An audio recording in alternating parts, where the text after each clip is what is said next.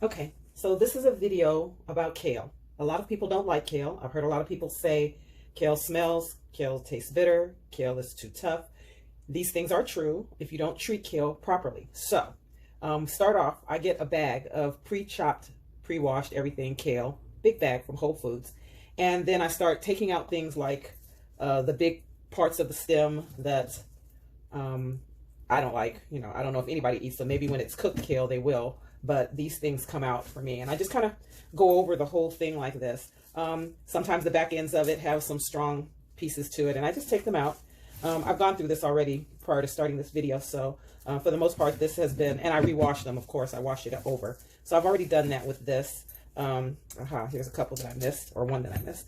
And so then we go from there. So the thing about kale is that I'm sure people eat cooked kale all the time, but I like to do a kale salad. And in order to do a kale salad, it needs to be soft because it is a tough leaf. And I couldn't imagine putting this in my mouth and chewing it as it is. So kale has a lot of very good beneficial qualities. And I'm sorry, I have this sitting on something so that it could be up out of the sink so that you can see it. It has a lot of good qualities to it, or good benefits to it, to eating kale. It's good for you. I prefer it over iceberg lettuce for sure. So anyway, after you do all of that, after you make sure you've picked out all of the large parts, then it's a matter of putting a little bit of olive oil. I mean, I don't know. If you have an oil of choice, I choose olive oil.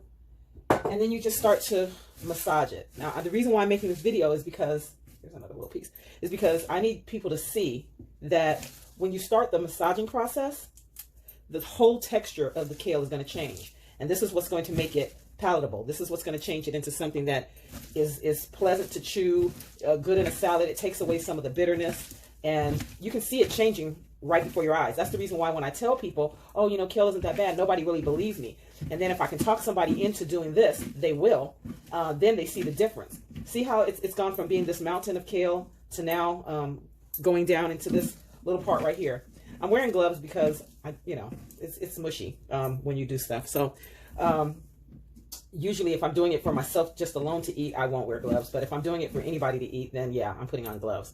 And so as you do it, you can feel through the gloves some of the bigger pieces or the harder pieces that I took out already. And that's when you know, oh, here's a couple more. And you just kind of remove them in the process. But look at how it's transformed. It's literally been seconds. And it's already, I felt one.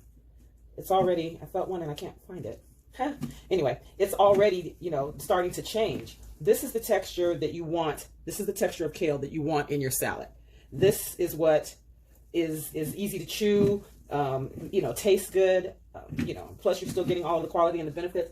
After I get it down to this right here, I'll add a little lemon juice.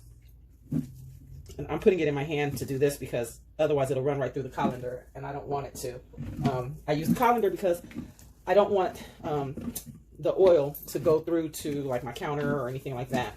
It's not a whole lot, but it still matters to me. So now I've got a little lemon juice. So I'm trying to keep this up right. Little lemon juice. It was just a little bit of olive oil. I'm massaging it down to the best texture for the best salad ever. And then I'm going to do a little black pepper. You can do a little salt and black pepper. Do it this way.